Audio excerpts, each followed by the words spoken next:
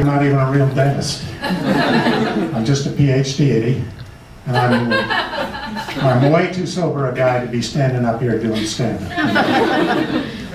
It's not my inclination to do this, it's my fate. Anytime I start talking to somebody, you know, saying the things that you tell about yourself, they start laughing. Well, I was born in Wheat Patch, California, that's a fact. I suppose I could say I was born a mile up the road in Pumpkin Center. It wouldn't be the blackest white lie I ever told, but it wouldn't be the truth neither.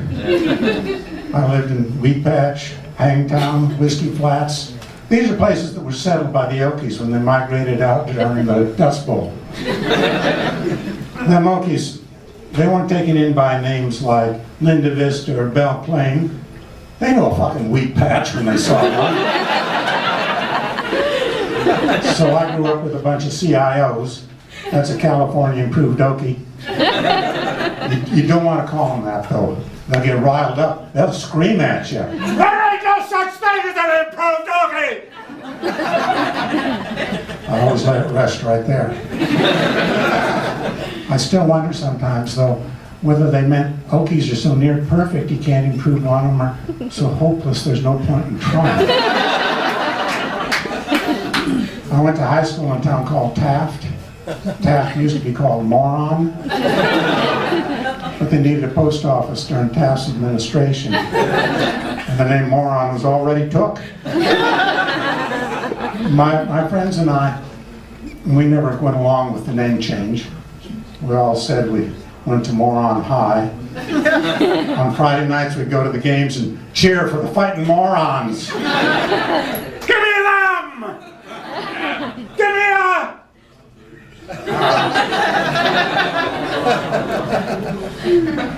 Our football team didn't have fullback, halfbacks, and quarterback. It had 8, 16th, and 32nd backs. Basketball team didn't have forwards, it had backwards. Instead of a center, it had an eccentric. Did have a couple of guys that were pretty good at dribbling. They could dribble out of both sides of their mouths at the same time. I actually ran into a couple of those guys at our 50th reunion, and you gotta give them credit, they were still dribbling. Not out of their mouths anymore, though.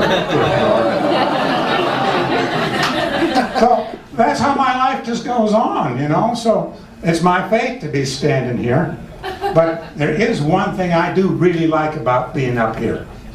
My wife won't let me talk politics at home. But up here, I can talk about any damn thing I want to. And what I want to know is when they're going to legalize duck fights. It ain't the ducks that are bad. It's just a few idiots that don't know how to raise a duck. There's no reason why us legitimate duck owners should have to give up their sport because of a few idiots. Now, I got a little Arabian guard duck back home. That duck can inflict up to 5,000 duck bites a minute. It sounds just like a buzzsaw and does the same kind of damage. But if that little duck jumps somebody, all I have to do is shout, "Stop, duck!" And it's just like you pull the plug on the buzzsaw.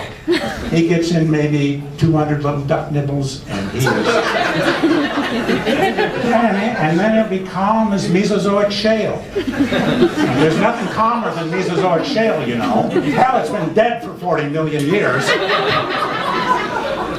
Now, I know a bunch of you heard that crap on CNN last week about the guy that got killed in the illegal duck fight. I'm going to admit something to you here. I was there. I saw it happen. The guy was an idiot. We all know you don't put an Arabian guard duck in the same ring as an Arctic fire duck. Now, I'll tell you something about Arctic fire ducks. People think they breathe fire. That's impossible.